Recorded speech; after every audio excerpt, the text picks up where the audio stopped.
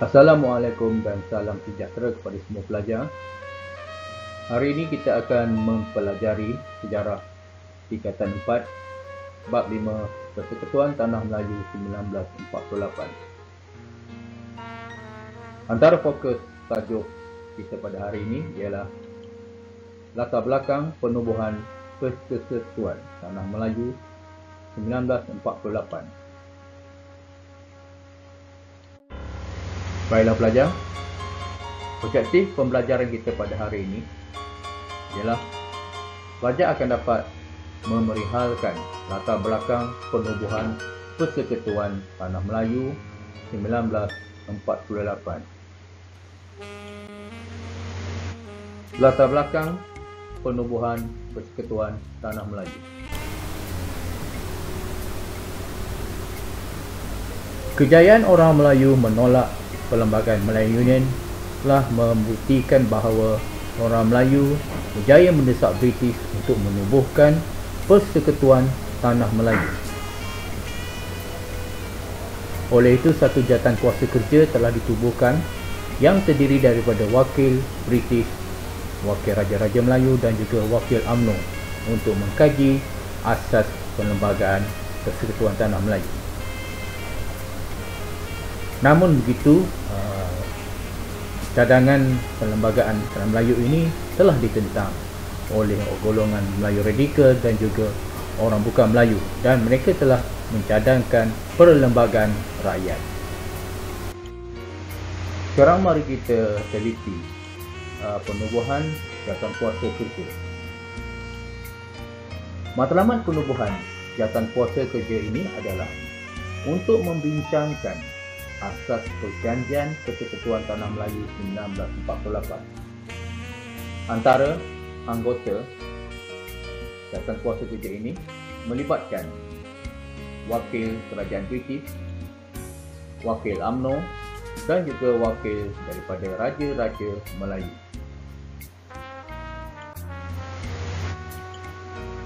Wakil kerajaan British terdiri daripada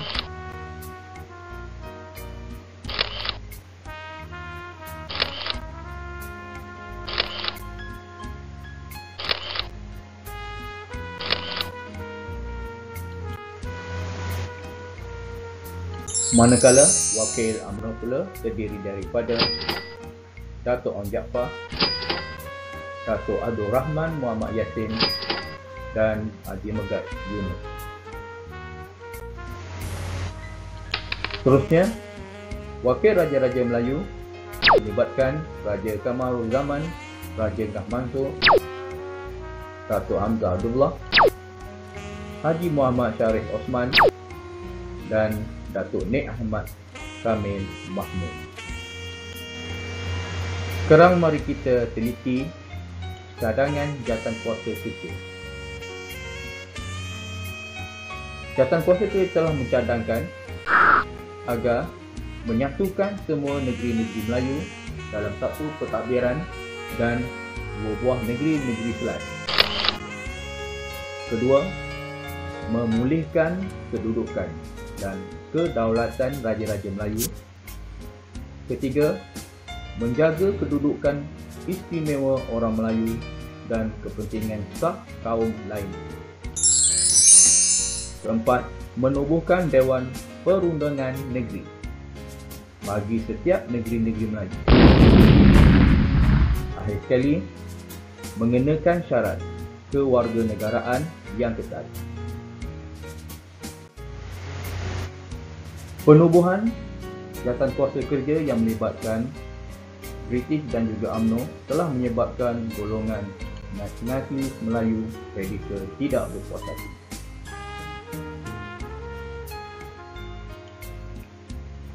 Golongan nasionalis Melayu radikal telah membidas kerajaan British kerana menjalankan perundingan secara tertutup dengan UMNO.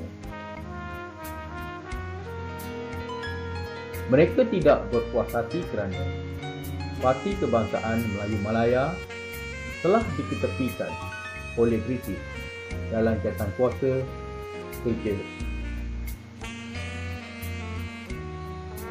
Oleh itu mereka telah menubuhkan satu pakatan iaitu Putra. Putra telah melibatkan Parti Kebangsaan Melayu Malaya PKMM, Angkatan Pemuda Insaf API, Gerakan Angkatan Muda GERAM, Hizbul Muslimin, Barisan Tani Malaya PATAS dan juga Angkatan Wanita Sedar AWAS.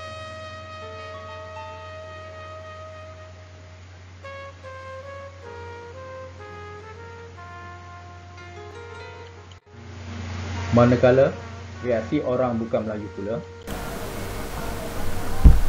penubuhan AMCJA yang dikemurusikan oleh Tan Chelok merupakan reaksi orang bukan Melayu terhadap penubuhan jawatankuasa kerja. Mereka menganggap British telah tunduk kepada tuntutan UMNO dan jawatankuasa kerja tidak demokratik. Berikut adalah anggota AMCJA.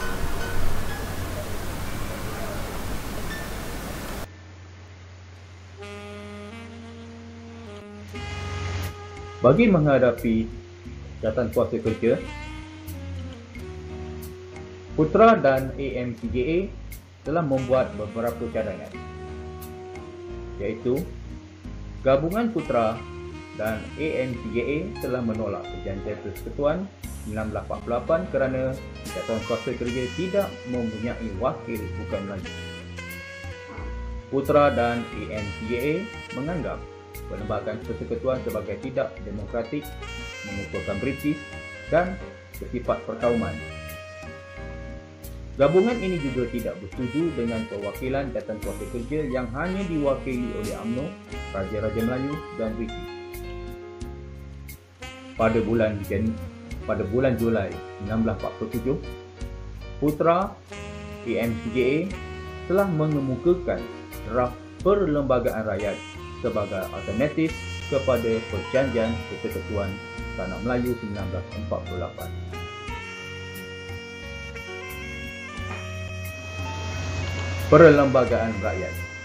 Pertama, Tanah Melayu disatukan dengan Singapura. Kedua, penubuhan sebuah Dewan Perundangan Pusat dan majlis-majlis negeri yang diwakili bagi seluruh Tanah Melayu. Ketiga, kewarganegaraan yang sama bagi semua orang yang menganggap Tanah Melayu sebagai tempat tinggal tetap dan sanggup mencurahkan kesetiaan tanpa berbelah bagi. Keempat, Raja-Raja Melayu sebagai raja berperlembagaan yang bertanggungjawab kepada rakyat dan menerima nasihat melalui majlis mesyuarat. Kelima, hal ehwal agama Islam dan adat istiadat Melayu diketuai penuhnya oleh orang Melayu melalui majlis khas.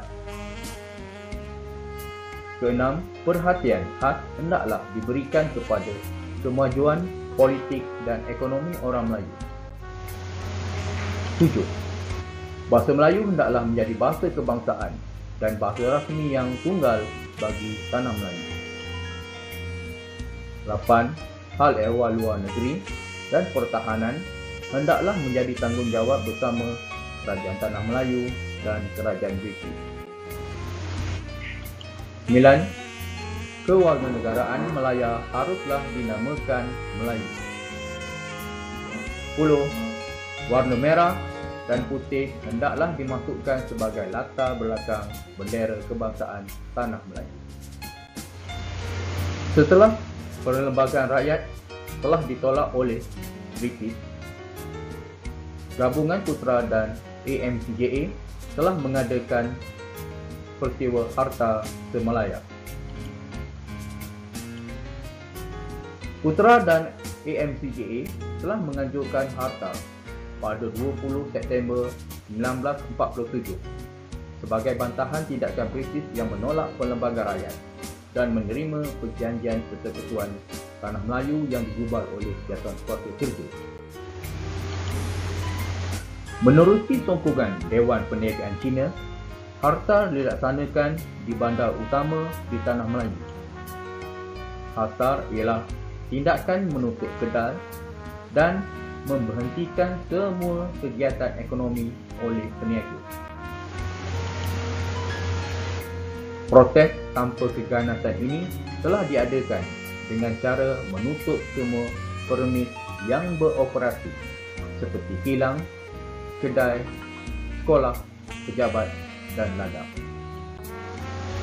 Mari kita bincangkan sumbangan Nasionalis Melayu Radikal.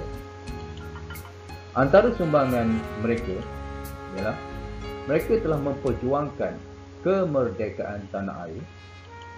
Yang kedua, mereka juga telah memperjuangkan hak semua kaum.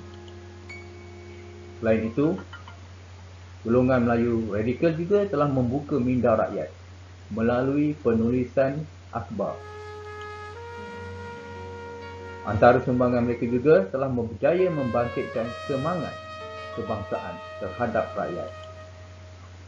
Seterusnya, mereka juga telah menubuhkan persatuan seperti Parti Kebangsaan Melayu Melaya untuk mendesak British memerdekakan tanah Melayu. Seterusnya, mereka juga telah memperjuangkan pembelaan terhadap ketidakadilan penjajah.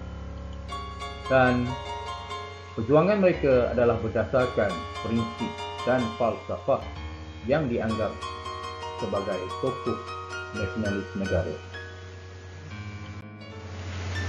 Setelah kita mempelajari latar belakang Perjanjian Persekutuan Tanah Melayu 1948, dapatlah disimpulkan di sini bahawa jawatan kuasa kerja yang merangka Perjanjian Persekutuan Tanah Melayu tidak disenangi oleh golongan Nasionalis Melayu Radikal dan golongan orang bukan Melayu kerana tidak melibatkan semua pihak. Golongan ini telah bergabung dan mengemukakan perlembagaan rakyat. Namun begitu, British telah menerima Perjanjian Persekutuan Tanah Melayu yang dikemukakan oleh jawatan kuasa kerja yang terdiri daripada Wakil UMNO dan Raja-Raja Melayu. Baiklah, sekian saja pembelajaran kita pada hari ini. Selamat belajar dan berjumpa lagi.